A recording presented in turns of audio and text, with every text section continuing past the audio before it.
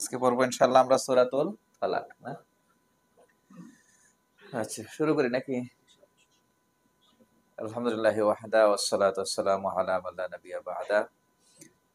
নামাজ বুঝে পড়ার যে কোর্স এর আজকে হলো আমাদের সপ্তম ক্লাস। আজকে পড়বো আমরা সূরাতুল ফালাক।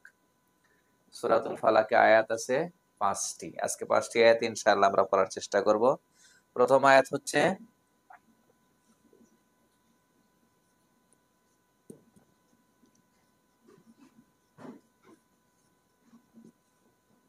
কুল আউযু বিরাব্বিল ফালাক না।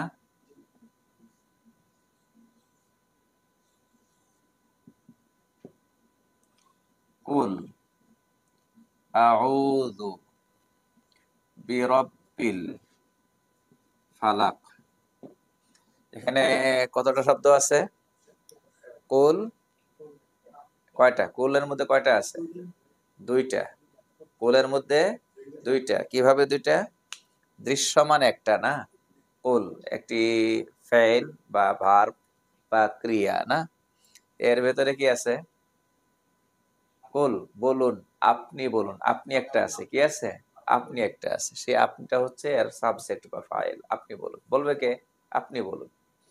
নবীজি সাল্লাল্লাহু আলাইহি সাল্লামকে উদ্দেশ্য করে আল্লাহ তাআলা বলছেন আপনি বলুন। তাহলে এখানে আছে দুইটা। দৃশ্যমান একটা, ভেতরে কয়টা? দুইটা নাকি? এখানে আমরা একটা আছে সেটাও বলতে পারি, দুইটা আছে সেটাও বলতে পারি নাকি? হ্যাঁ, আচ্ছা। আউযু এটা একেবারে আমাদের পুরাতন শব্দ, কারণ আমরা প্রথম ক্লাসে পড়েছিলাম না, আউযু বিল্লাহি মিনাশ শাইতানির রাজিম, সেখানে পড়েছিলাম না। এরপরে গত ক্লাসে পড়েছি সূরাতুন নাসের মধ্যে। আউযু এখানে কয়টা আছে? আউযু এর অর্থ কে বলতে পারেন? আমি আশ্রয় চাচ্ছি। তাহলে আশ্রয় চাওয়ার কাজটা আমি করছি। তাহলে এখানে একটা ভার্বও পাওয়া যাচ্ছে, আবার সাবজেক্টও পাওয়া যাচ্ছে। তাহলে এখানে এক দুই, দৃশ্যমান একটা আর একটা কি ভেতরে আছে। এখানে একটা বা দুইটা বলতে পারেন নাকি?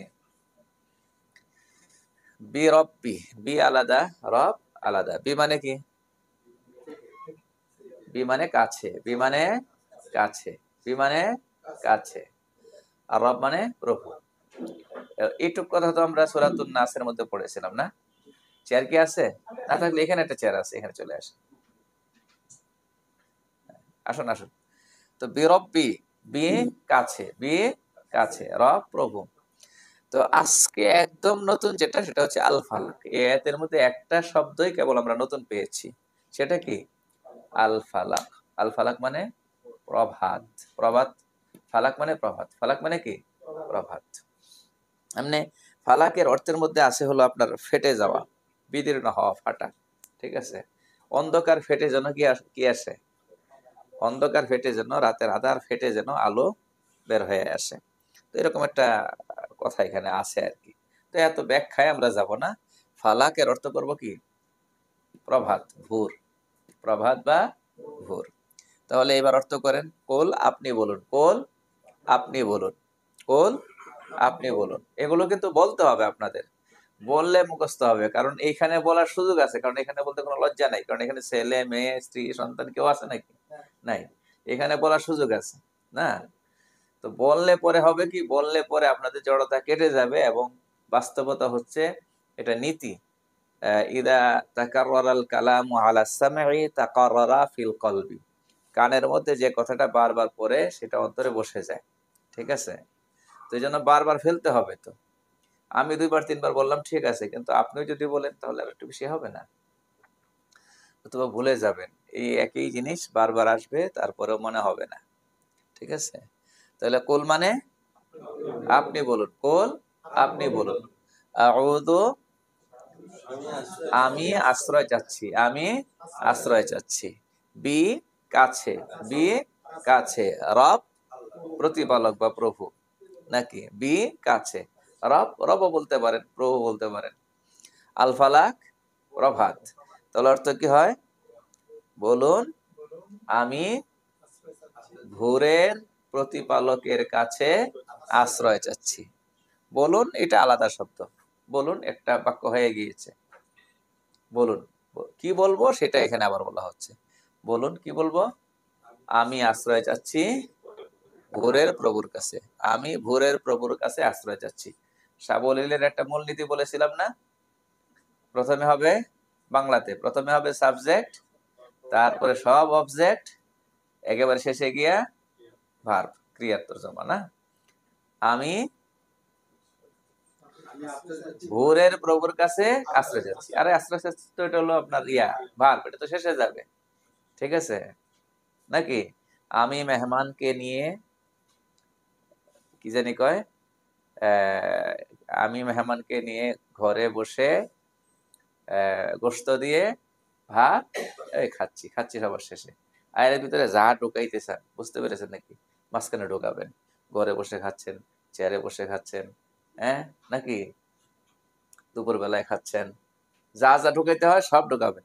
সাবজেক্টটা শুরুতে রাখবেন আর ভার্বটা শেষে নিয়ে যাবেন, তাহলে সাবলীলের একটা অর্থ হয়ে যাবে। তাহলে আল ফালাক নতুন শব্দ। আল ফালাক মানে কি? প্রভাত বা ভোর। আচ্ছা, তারপরে দ্বিতীয় আয়াত কি? মিন শাররি মা খালাক। এখানেও কোনো নতুন শব্দ নেই। মিন শাররি মা খালাক। আপনারা সবসময় খেয়াল করবেন যে এটার অর্থ আমার জানা আছে কিনা, কোথাও পড়েছি কিনা, বাস তাহলে দেখবেন যে স্মরণ হচ্ছে। মিন শাররি মা খালাকা, মিন মানে কি? বলেন, মিন মানে থেকে, মিন মানে থেকে, এটা তো আমরা প্রথম ক্লাসে পড়েছিলাম। মিন মানে থেকে, সার মানে অনিষ্ট, সার মানে কি? অনিষ্ট, এটা পড়েছি গত ক্লাসে সূরাতুন নাসে নাকি?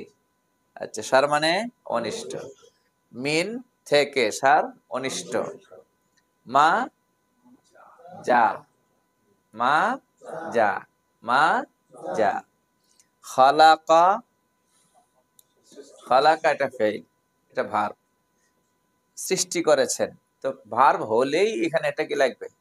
সাবজেক্ট লাগবে, কারণ ক্রিয়া কারো না কারো মাধ্যমেই তো সম্পাদিত হবে।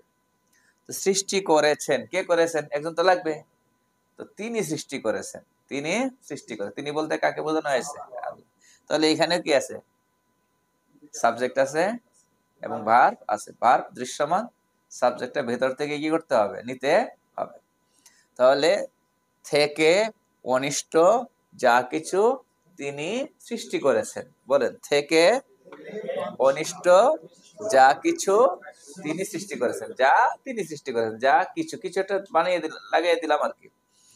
তো মিন থেকে সার অনিষ্ট মা যা বা যা কিছু খালাকা সৃষ্টি করেছেন তিনি। তাহলে এটা আগের সাথে মিলান। ওই যে বলা হচ্ছিল না, আমি ভোরের প্রভুর কাছে আশ্রয় চাচ্ছি, তিনি যা সৃষ্টি করেছেন এর অনিষ্ট থেকে, অর্থাৎ তার সৃষ্টির অনিষ্ট থেকে, তার সৃষ্টির অনিষ্ট থেকে। তো এই সৃষ্টি তো ব্যাপক, সৃষ্টি কি ব্যাপক, যত সৃষ্টি আছে সমস্ত সৃষ্টির অনিষ্ট থেকে পানা চাচ্ছি কার কাছে? আল্লাহর কাছে।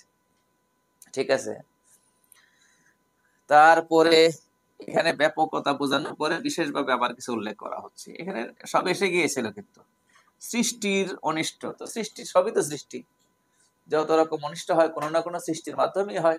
আমি সৃষ্টির অনিষ্ট থেকে আশ্রয় চাচ্ছি বললে এতটুকুর মধ্যে শেষ হয়ে যায়, কিন্তু অনেক সময় কি করে ব্যাপকটা বলার পরে আবার বিশেষ কিছু উল্লেখ করে। এটা সব জায়গায় আছে নাকি? সবাই এসেছে, মেয়র সাহেবও এসেছেন, সবাই গিয়েছে, অমুকও গিয়েছে, তো সবার মধ্যে কি আছে না মেয়র সাহেব? তারপরে স্পেশালি বলা হয় ওয়ামিন শাররি গাসিকিন ইদা ওয়াকাব, তৃতীয় আয়াত।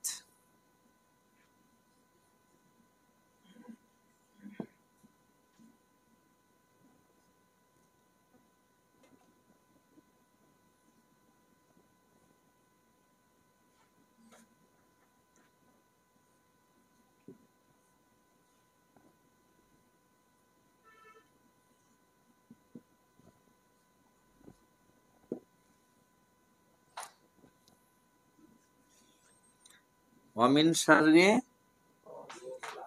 গাসিকিন ইদা ওয়াকাবা। ওয়া এবং ও বা এবং মিন থেকে সার ওই রয়ে গেছে নাকি? আচ্ছা,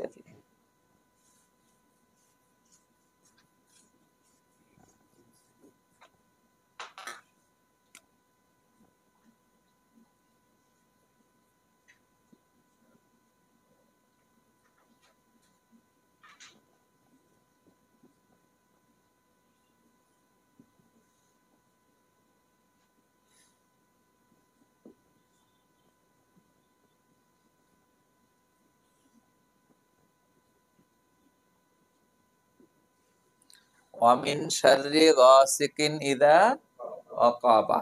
ঠিক আছে তো? আচ্ছা, তাহলে ওয়া এবং মিন থেকে সার অনিষ্ট। গাসিক, গাসিকের অর্থ দেওয়া আছে, সেটা দেখেন কি লেখা আছে। কি লেখা আছে? অন্ধকার রাত। কি লেখা আছে? অন্ধকার রাত। তাহলে অন্ধকার রাতের অনিষ্ট থেকে, অন্ধকার রাতের অনিষ্ট থেকে। ওয়ামিন শাররি গাসিকিন, ওয়ামিন শাররি গাসিকিন এবং থেকে অনিষ্ট অন্ধকার রাত নাকি? ইদা ওয়াকাব, ইদা মানে যখন, ইদা মানে যখন। এগুলো বহুল ব্যবহৃত শব্দ, কোরআনে কারিমে অসংখ্যবার এসেছে। ওয়াকাবা, ওয়াকাবা এটা হলো একটা ভার্ব। ওয়াকাবা মানে যখন তা নেমে আসে বা ছেয়ে যায়, যখন তা ছেয়ে যায়, অন্ধকারাচ্ছন্ন হয়ে যায়। তো অন্ধকার তো একবার গাসিকিনের অর্থের মধ্যে পড়েছে, এই জন্য আর অন্ধকারাচ্ছন্ন বলবো না, আমরা বলবো কি ছেয়ে যায়। যখন ছেয়ে যায় তা, যখন ছেয়ে যায় তা, তা বলতে ওই অন্ধকার রাত নাকি? এখানে একটা কি আছে? সাবজেক্ট আছে, সেই সাবজেক্ট হচ্ছে গাসিক। সর্বনাম আর কি, যে সর্বনাম দ্বারা কাকে বোঝানো হয়েছে? গাসিককে বোঝানো হয়েছে। ওয়া, বলুন আমার সাথে বলুন, ওয়া এবং মিন থেকে সার অনিষ্ট। গাসিক অন্ধকার রাত। ইদা যখন, ওয়াকাবা ছেয়ে যায়, আচ্ছন্ন হয় নাকি? এবং অন্ধকার রাতের অনিষ্ট থেকে, এবং মানে ওই আশ্রয় চাচ্ছি, আশ্রয় চাচ্ছি ভোরের প্রভুর কাছে অন্ধকার রাতের অনিষ্ট থেকে। ইদা ওয়াকাবা যখন তা ছেয়ে যায়, যখন তা নেমে আসে বা আচ্ছন্ন হয়, ছেয়ে যায়।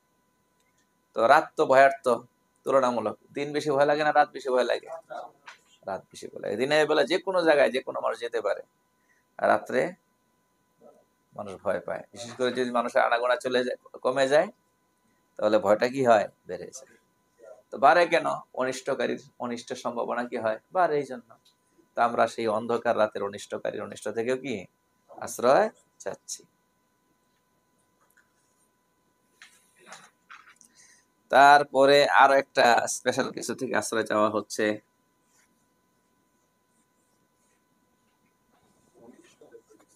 থাক, না কাটলে পারতাম আগেও। ওয়ামিন শাররি, তারপরে আছে একটা শব্দ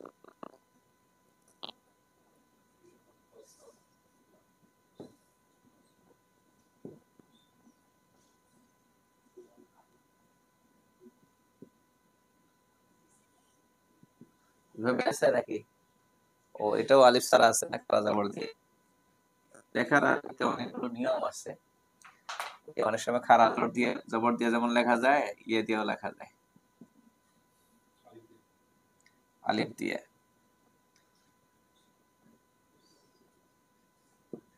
এইটা একটু খেয়াল করেন, এখানে কিছু নতুন শব্দ এসেছে আগের গুলোর চাইতে। ওয়ামিন শাররিন নাফাসাতি ফিল ওকাদি। ওয়ামিন শাররিন নাফাসাতি ফিল ওকাদি। ওয়া এবং, ওয়া এবং মিন থেকে সার অনিষ্ট। ওয়া এবং মিন থেকে সার অনিষ্ট। এখন আমাদের জানতে হবে আন্নাফাসাত অর্থ কি, ঠিক আছে, আর ফি অর্থ কি, আর আল ওকাত নাকি? আন্নাফাসাত এটি নারীবাচক বহু বচনের শব্দ, ঠিক আছে, এর মূল হরফ হচ্ছে নুন ফা সা, নুন ফা সা। এর মধ্যে ফুঁক দেওয়ার অর্থ আছে, ফু দেওয়ার অর্থ আছে, ঠিক আছে। তো আমি বলেছিলাম এটা নারীবাচক বহুবচন, ঠিক আছে। তাহলে অর্থ হবে ফুৎকার দারি, ফুৎকার কারিনী নারীরা, ফুৎকার কারিনী বা ফুৎকার কারি নারীরা। এটা আবার বাংলা ভাষার একটা নিয়ম আছে, মানে নারীবাচক ইয়াটা দুইবার ব্যবহার করতে হয় না, একবার করলেই হয়। বুঝতে পেরেছেন নাকি? তো এই যে কারিনী বললাম, আবার কি বললাম, নারী বললাম, নারী বললে আর কারিনী নিটা লাগে না। আচ্ছা, তাহলে এটা এই ধরনের বললে আবার সবাই বুঝেও না, অনেক সময় অনেকেই করতেও থাকে, এবং এটা ব্যাপক ব্যবহারের মধ্যেও আছে, ঠিক আছে, সেটা আলাদা বিষয়। তো আমরা এখানে কি বলবো, ফুৎকারকারিনী নারীরা অথবা ফুৎকারকারী নারীরা, ঠিক আছে। কিসের অর্থ? এখন হলো ফুৎকার কিসের মধ্যে দেয়? তো ফুৎ, নারী তো ফু দিতেই পারে, অনেক জায়গায় দেয়, ভালো কাজের জন্য দেয়। গ্রামের মায়েরা রান্না করে, চুলার মধ্যে কি দেওয়া লাগে? আগুন ধরানোর জন্য ফু দেওয়া লাগে না, এটা কি খারাপ কিছু নাকি? অনিষ্টের কি আছে? সেটা তো সবটাই কি মানে কল্যাণের কাজ, রান্না বান্না করতেছে, ঘরের সবাইকে খাওয়াবে, মেহমানদেরকে খাওয়াবে। এখানে ফুৎকার কোথায় ফুৎকার? ঠিক আছে, চুলায় ফুৎকারের কথা বলা হচ্ছে না। ফি মানে মধ্যে, আল ওকাত, আইন কাফদাল আকদুন, গিরা, ওকাত গিরা সমূহ, গিরা সমূহ, গিরা বুঝেন তো, গিট। অর্থাৎ এখানে ইঙ্গিত করা হয়েছে যে জাদু যারা করে, কি করে? জাদু যারা করে, জাদু করার জন্য ওরা মন্ত্র পড়ে না, মন্ত্র পরে পরে কি দেয়, কি করে, ফু দেয়, ফু দিয়ে একটা একটা গিরা দেয়, ফু দেয় এবং একটা একটা করে গিরা দেয়। এই কাজটা পুরুষেও করে, মহিলাও করে, পুরুষেও করে, মহিলাও করে। কোন কোন সমাজের মধ্যে নারীদের মধ্যে এটা ব্যাপক থাকে, ঠিক আছে। তো রাসূল কারীম সাল্লাল্লাহু আলাইহি ওয়াসাল্লামের যুগটাতে হয়তো এরকম ছিল যে এই কাজটা বেশি করতো কারা? নারীরা। এই হিসাবে কথা বলেছে। আমি গত ক্লাসে বলেছিলাম, সূরাতুন নাসের আলোচনার মধ্যে বলেছিলাম যে এই দুইটা সূরা একসঙ্গে নাজিল হয়েছিল, সূরাতুল ফালাক এবং সূরাতুন নাস একসঙ্গে নাজিল হয়েছিল। এবং নাজিল হওয়ার প্রেক্ষাপট ছিল যে এক ইহুদি, এক ইহুদি সে ইহুদি নারী রাসূল সাল্লাল্লাহু আলাইহি ওয়াসাল্লামকে জাদু করেছিল, এবং জাদু করার জন্য যে জিনিসগুলো ব্যবহার করেছিল সেগুলো হলো ব্যবহার করা পুরাতন চিরুনি, যেটার দাঁত কিছু ভেঙে গিয়েছে, মাথা মোবারকের কিছু চুল মোবারক নিয়েছিল, তারপরে এগুলোর মধ্যেই কি জানি কয়, মন্ত্র পড়ে পড়ে 11টা গিট, 11টা গিরা দিয়েছিল, দিয়ে আরো এগুলোর সাথে কিছু জিনিস যুক্ত করে এটা কূপের নিচে ফেলে রেখেছিল। তো আল্লাহ তাআলা ফেরেশতাদের মাধ্যমে রাসূল সাল্লাল্লাহু আলাইহি ওয়াসাল্লামকে জানিয়েছিলেন এই 6 মাস ভোগান্তির পরে। কয় মাস? 6 মাস ভোগান্তির পরে। এজন্য এই কথাটা মনে রাখতে হবে। আপনি নামাজ কালাম পড়বেন আর আশা করে বসে থাকবেন যে আমি যেহেতু নামাজ কালাম পড়ি, এরপর আমার অসুখ হবে কেন, আমার বাচ্চাদের বিপদ হবে কেন, আমার মেয়েটা কষ্টে থাকবে কেন, আমি আল্লাহরে এত ডাকি, এত দোয়া করি, এত মোনাজাত করি। আরে আপনি নেককার মানুষ, পরহেজগার মানুষ, আল্লাহর প্রিয় মানুষ, তা সব ঠিক আছে, এর মানে আপনার বিপদ হবে না তা না তো। যেখানে নবীদের উপর কি আসছে, বিপদ আসছে এবং সবচেয়ে বেশি আসছে, বিপদ আসছে এবং সবচেয়ে বেশি আসছে, ঠিক আছে। তো আমার এই নেক আমলের অর্থ এই না যে আমার নেক আমল আমার দুনিয়ার বিপদ ঠেকাবে। দুনিয়ার বিপদ আসা এবং সেটা সবর করা, এটাও আলাদা নেক আমল, এটাও আলাদা কি নেক আমল, আলাদা নেক আমল না, স্পেশাল নেক আমল। এটার দ্বারা জান্নাতে অনেক উপরে ওঠা যাবে। কিসের দ্বারা? বিপদ আপদে যে সবর করা হয় সেটার দ্বারা। কথা বুঝতে পেরেছেন? তো রাসূল কারীম সাল্লাল্লাহু আলাইহি ওয়াসাল্লামকে আমার মনে পড়ে একবার আমি রামপুরা স্টাফ কোয়ার্টার থেকে লেগুনায় করে ইয়েতে আসতেছিলাম, ডেমরা স্টাফ কোয়ার্টার থেকে রামপুরা, লেগুনা চলতো ওই সময়। এখন তো অনেক গাড়ি চলে, বাস চলে, এটা অন্তত আরো 8-10 বছর আগের কথা। তো দেখলাম যে একজন ইসলামী ব্যক্তিত্ব, তিনি জেলে ছিলেন তখন, নামটা আমার না বলি। তো ওনার ব্যাপারে এগুলোর মধ্যে তো বুঝে নেই, বিশেষ করে লেগুনা, লোকাল বাস, এগুলোর মধ্যে কত রকমের লেকচার চলতে থাকে। যদি সমচিন্তার কয়েকজন হয়ে যায় তা তো মনে করে যে গাড়িটা পুরোটা আমাদেরই। তো এক মহিলাও খুব মানে করে বলতেছে যে অমুকটা কি বিরাট বড় আলেম, বিরাট বড় এই সেই, এই যদি হয় তাহলে জেল থেকে বেরোয় আসতে পারে না কেন? কেরামতি দিয়া, কেরামতি দিয়া জেল থেকে বেরোয় আসতে পারে না কেন? তো এর মানে উনি কোনো আলেম না আর কি, দুনিয়ার মানুষ বা দেশের মানুষ ওনাকে মাথার উপর রাখলে উনি কি না আলেম না। কেন? ওনার কেরামতি নেই, জেল থেকে বেরিয়ে আসতে পারতেছে না। এই কথাটা মাথায় ঢোকে না, কারণ ইসলাম সম্পর্কে তো কিছুই জানে না। জানলে তো জানতো যে আল্লাহর একজন নবীও জেল খেটেছেন। কে? ইউসুফ আলাইহিস সালাম। তো রাসূল সাল্লাল্লাহু আলাইহি ওয়াসাল্লামকে আল্লাহ পাক পরীক্ষায় ফেলেছিলেন। জাদু করেছে 6 মাস পর্যন্ত, ওই জাদুর কারণে ভোগান্তি রাসূল সাল্লাল্লাহু আলাইহি ওয়াসাল্লামের হয়েছে। কয় মাস? 6 মাস। তো আল্লাহ পারতেন না পরের দিনে জানিয়ে দিতে? পারতেন না মুহূর্তে জানিয়ে দিতে? পারতেন না ঘটার আগে হেফাজত করতে? সবই তো পারতেন। তো এখানে বুঝিয়ে দিয়েছেন যে নবীর ক্ষেত্রে যেটা হয়েছে তোমাদের ক্ষেত্রে হতেই পারে। তো 6 মাস পরে আল্লাহ পাক ফেরেশতার মাধ্যমে জানিয়েছেন, 2টা সূরা নাজিল করেছেন। কোথায় আছে, কি আছে সেগুলো যেন উদ্ধার করে সেটাও জানিয়েছেন। কিভাবে সেখান থেকে মুক্তি পাবেন সেটাও জানিয়ে দিয়েছেন। ওই 11টা গিরা ছিল। এই 2 সূরার এক একটা আয়াত পড়ে এক একটা গিরাতে ফু দেওয়া হয়, গিরা খোলা হয় এভাবে করে। এরপর রাসূল সাল্লাল্লাহু আলাইহি ওয়াসাল্লাম সুস্থ হয়ে যান। ঠিক আছে? তো এখানে এই প্রসঙ্গটাই আসছে। আন্নাফাসাত, ফুদানকারী নারীরা বা ফুদানকারিনী নারীরা। কোথায় ফুদানকারী? ফি মানে মধ্যে, আলোকাত গিরা সমূহে। তাহলে মিলিয়ে বললে কি হয়? গিরা সমূহে ফুদানকারিনী নারীদের অনিষ্ট থেকে। বলেন, গিরা সমূহে ফুদানকারী নারীদের অনিষ্ট থেকে। গিরা সমূহে ফুদানকারী নারীদের অনিষ্ট থেকে। ফুদানকারী নারীদের অথবা ফুদানকারিনীদের অনিষ্ট থেকে, যেভাবেই বলেন। কথা বুঝাইতে পারছি তো? আচ্ছা জি। এই আয়াতে আমরা কি পাবো? আল্লাহর কাছে যেন আমরা সবাই এরকম পানা চাচ্ছি যে আল্লাহ আমাকে যেন কেউ কিনা করতে পারে, এরকম জাদু করে বেকায়দায় ফেলতে না পারে। বুঝতে পেরেছেন নাকি? তো দেখছেন, জাদুবিদ্যা থেকে আল্লাহর কাছে কি চাওয়া হচ্ছে? পানা চাওয়া হচ্ছে। আজকাল ব্ল্যাক ম্যাজিক বলে একটা কথা, ব্যাপক আতঙ্কের নাম না? অনেক পরিবারে অনেকেই ক্ষতিগ্রস্ত হচ্ছে। মানুষ তো মানুষ নেই, মানুষ তো অমানুষ বেশি না? এগুলো যারা করে না মানুষ না মানুষ? হ্যাঁ। তো এখন আমি আপনি বাঁচবো কি করে? কে কোত্থেকে কোন দিক দিয়ে কি করে না করে আমি জানবো তো না। হ্যাঁ। আর এটার জন্য ওই দিনও বলেছিলাম, এগুলো এমন বিষয়, এটার জন্য আপনি আদালতের দ্বারস্থ হইতে পারবেন? আর বলতে পারেন যে আমার সন্দেহ হচ্ছে অমুক অমুক আমাকে ব্ল্যাক ম্যাজিক করেছে, আদালত মামলা নিবে নাকি? থানা মামলা নিবে? নিবে না। তো এই সমস্ত ঝামেলা থেকে বাঁচার একটাই উপায়, সেটা হচ্ছে কার কাছে আশ্রয় চাওয়া?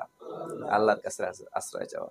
এবং দেখেন একবার সুস্পষ্ট করে কথাগুলো এসে গিয়েছে, এ ব্যাপারে আল্লাহর কাছে আশ্রয় এবং পানা চাওয়া হয়েছে। হাদিস শরীফের মধ্যে এই জন্যই বলা হয়েছে প্রতিদিন সকাল সন্ধ্যায় যদি 3 বার সূরা ইখলাস, 3 বার সূরা ফালাক, 3 বার সূরা নাস পড়া হয়, কোনো অনিষ্টকারী অনিষ্ট করতে পারবে না।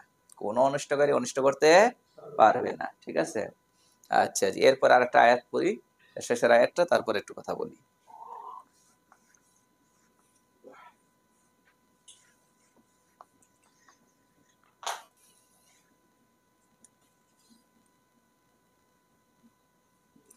ওমিন শাররি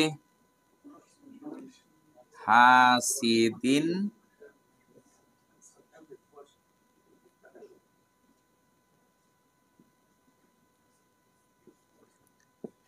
ইদা হাসাদ।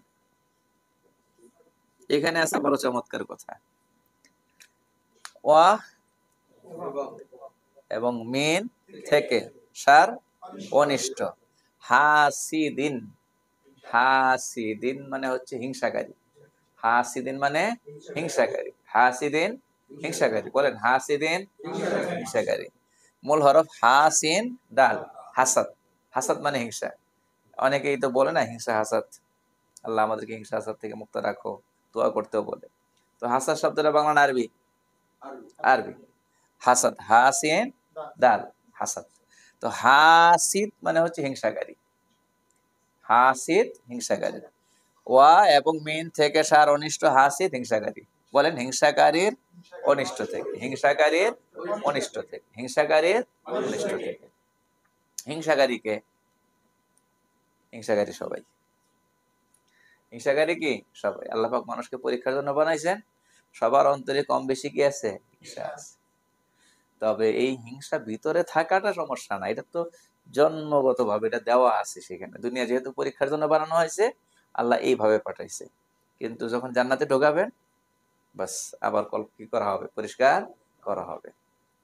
ঠিক আছে, এটা কোরআনে কারিমে সুস্পষ্ট করে আছে, সেখানে আর কেউ হিংসা নিয়ে ঢুকবে না।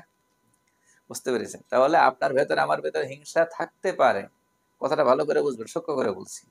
ভেতরে লুকায় আছে, সমস্যা নেই। কিন্তু যদি এই হিংসার আমি কি করি, প্রকাশ ঘটাই, প্রকাশ ঘটাই, তখন কি আর সমস্যা? যেমন এটার মেসাল হলো, আপনার আমার ভেতরে ক্রোধ নামক একটা জিনিস আছে না নাই? রাগ, কথা বলেন না। রাগ এটা কে দিছেন?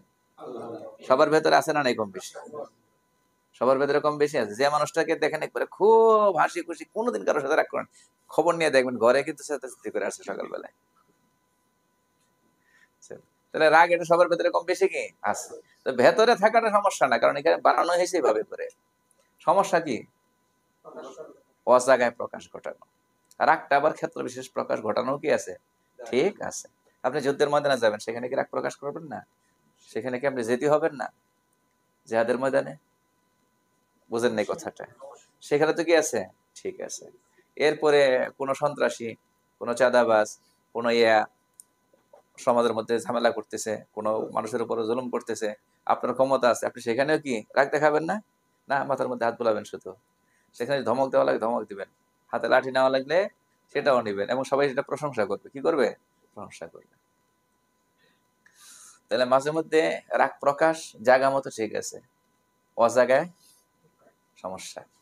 হিংসা প্রকাশ করা কোনো জায়গা নাই, হিংসা প্রকাশ করা কোনো কি নেই, জায়গা নেই। এটা সম্পূর্ণ ভিতরে থাকলে লুকায়ে রাখতে হবে, এটা কোন রকম প্রকাশ ঘটানো যাবে না। কথা বুঝতে পেরেছেন নাকি?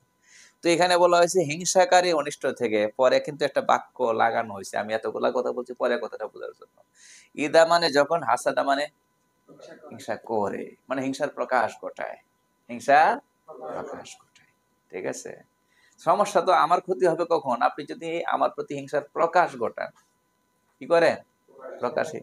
কারণ সমস্যা তো তখন হচ্ছে, সমস্যা তখন হচ্ছে কারণ মানুষ মাত্র একজনের প্রতি আরেকজনের ভালো দেখলে আপনার একটু কেমন লাগতেই পারে, এটুকের উঠতে ওঠা কঠিন। কিন্তু আপনার কেমন লাগতেছে, ওনার ভালো দেখে সহ্য হচ্ছে না, কিন্তু এটা যদি কোনো প্রকাশ ঘটান যে তাকে আর আগে বাড়তে দিব না, যেখানে সেখানেই থাকুক, অথবা সেখানে থাকতে দিব না, নামিয়ে দেব, তাহলে কি সমস্যা? এবং সমাজে অশান্তি হচ্ছে কিসের কারণে? আপনার দ্বারা আমি ক্ষতিগ্রস্ত হচ্ছি কখন? যখন আপনি আমার থামিয়ে দিতে চাচ্ছেন অথবা নামিয়ে দিতে চাচ্ছেন, ঠিক না? কথাটা বুঝাইতে পারছি নাকি? আচ্ছা। তাহলে এখানে কি বলা হচ্ছে, ওয়ামিন শাররি হাসিদিন ইদা হাসাদ, এবং থেকে অনিষ্ট হিংসাকারী যখন হিংসা করে, যখন হিংসা করে সে, এখানেও কিন্তু ওই যে ভার্বের সাথে কি আছে, সাবজেক্ট আছে। হিংসা করে সে, সে বলতে কে? হিংসাকারী, হিংসাকারী যখন হিংসা করে। ওয়ামিন শাররি হাসিদিন ইদা হাসাদ, এবং আশ্রয় চাচ্ছি হিংসাকারীর অনিষ্ট থেকে যখন সে হিংসা করে। সূরা ফালাক আর সূরা নাস, এই দুইটা সূরার মধ্যে একটা বিশেষ পার্থক্য হলো, সূরাতুল ফালাকের মধ্যে অনিষ্ট চাওয়া হচ্ছে সৃষ্টিজীবের, মানে মানুষের, সোজা কথা কি, মানুষের অনিষ্ট থেকে। কি থেকে? সৃষ্টিজীবের তো সবচেয়ে সৃষ্টিজীব। সূরাতুন নাসের মধ্যে যাদের অনিষ্ট থেকে পানা চাওয়া হয়েছে সেগুলো হলো সৃষ্টির ভেতরই পড়ে। এখানে অনিষ্ট কি বলে, পানা চাওয়া হয়েছে বিশেষত মানুষের অনিষ্ট থেকে। কি থেকে? মানুষের অনিষ্ট থেকে। যেমন হিংসাকারী মানুষ, জাদুকারী, ব্ল্যাক ম্যাজিক যারা করে মানুষ। তাহলে এখানে মেইনলি অনিষ্ট কি বলে, পানা চাওয়া হয়েছে কি থেকে? মানুষের অনিষ্ট থেকে। কার থেকে? মানুষের অনিষ্ট থেকে। আর সূরাতুন নাসে হলো মূলত জিনদের অনিষ্ট থেকে। কি থেকে? শয়তানের অনিষ্ট থেকে। ওই যে ওয়াসওয়াসা দানকারী, ওয়াসওয়াসা দানকারী। অবশ্য সেই ওয়াসওয়াসা দানকারীর মধ্যে আবার কি আছে? মানুষ শয়তানও আছে, মিনাল জিন্নাতি ওয়ান নাস। ঠিক আছে। তো মেইনলি এটা বলা যায় সূরাতুল ফালাকের মধ্যে মানুষের অনিষ্ট থেকে পানা চাওয়া হয়েছে, আর ওখানে জিনদের অনিষ্ট থেকে পানা চাওয়া হয়েছে, অথবা শয়তানের অনিষ্ট থেকে পানা চাওয়া হয়েছে। তাহলে এই দুইটা সূরা দরকার আছে না নাই? আছে। কেন আছে? কারণ এই দুই সূরায় যা আছে এটার বিকল্প ব্যবস্থা আমাদের কাছে নাই। ওয়াসওয়াসা দানকারীর অনিষ্ট থেকে কি বলে, ওয়াসওয়াসা থেকে মানে বাঁচার আমাদের হাতে কোনো হাতিয়ার নেই। এই কোন জায়গায় কে থেকে কোন জায়গায় আমার বেকায়দায় ফেলতেছে, জাদু করে হোক, হিংসা করে হোক, আমি ঠেরও পাবো না, বুঝবো না। বাঁচার কোনো কায়দা আছে নাকি? মোকাবেলা করার কোনো কায়দা আছে নাকি? একটাই কায়দা, সেটা কি? আল্লাহর কাছে পানাহ চাওয়া, আশ্রয় চাওয়া। তো তো সূরাগুলো যদি আমরা বারবার পড়ি, শব্দগুলো খুব পরিচিত, অর্থটা তো হয়তো এইভাবে খুলে খুলে ভেঙে ভেঙে আমরা কখনো কি করি নাই, চিন্তা করি না। এখন পরিষ্কার হয়েছে না? আচ্ছা, এই ক্লাসটা আপনাদের কাছে অনেক বেশি উপকারী সাব্যস্ত হবে যত আপনারা ভিতরের দিকে যাবেন। ঠিক আছে? যত ভিতরের দিকে যাবেন তত অনেক উপকারী সাব্যস্ত হবে। এগুলো তো হলো নিত্যদিন পড়ার সূরা। কিন্তু আরো কিছু বিষয় আছে যেগুলো আমরা নিত্যদিন পড়ি না, মাঝে মধ্যে হলেও পড়ি বা না পড়লেও শুনি। 10টা সূরা তো পড়ি আমরা সাধারণত। তো এগুলোর অর্থও শিখতে হবে, পাশাপাশি আরো জরুরি বিষয়গুলো আমার শীট দেখলে তো আপনারা বুঝতেছেন, বইয়ের মধ্যে শেষ পর্যন্ত দেওয়া আছে না। ইনশাল্লাহ ধারাবাহিকভাবে আমরা সবগুলোই শেষ করব। আর রমজানে আসলে তো এই যে রাতে তো ক্লাস করা সম্ভব না, আবার দিনের বেলায়ও প্রত্যেকেরই কোনো না কোনো ব্যস্ততা আছে, কারো না কারো সবারই আছে, এক একজন এক এক জায়গায় কাজ করতেছেন আপনারা। হ্যাঁ, সংসারের কাজ কারবার আছে, অফিসের কাজ আছে, ব্যবসার কাজ আছে, জন্য রমজান এই ক্লাসটা মওকুফ থাকবে। গত বছর আমরা মওকুফ রেখেছিলাম, এই বছর মওকুফ রাখতে চাই। রমজানের পরে আবার ওই যেন আপনারা ইয়ে না হয়ে যায় যে বাস 1 মাস চলে গেছে, এটা স্মৃতি থেকে হারিয়ে গিয়েছে, ওরকম যেন না হয় ইনশাল্লাহ। রমজানের পরে আবার এই বার ঠিক রেখে, শনিবারে হয় শনিবারে ইনশাল্লাহ হবে। বাকি শনিবার জানি কি হয়, যদি ঈদের পর পর দিনে শনিবার হয় তাহলে তো আবার মুশকিল। যদি ঈদের 2-4 দিন পরেও হয়, 4-5 দিন পরে শনিবার হয়, ক্যালেন্ডার দেখলে বুঝতে পারতাম। ক্যালেন্ডার আছে, মেসেজ তো যাবেই, ওই গ্রুপে তো যাবে ইনশাল্লাহ মেসেজ। ওখানে শনিবার আছে হলো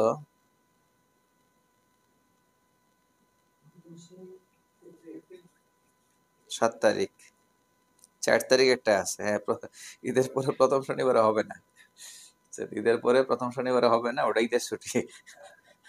এখন রমজানের ছুটি, এরপরে ঈদের ছুটি ইনশাল্লাহ। এরপরে 20 তারিখ যে শনিবার আসবে ইনশাল্লাহ, এপ্রিলের 20 তারিখ, ওটাতে হবে। তো আমরা যুক্ত থাকার চেষ্টা করি রমজানে।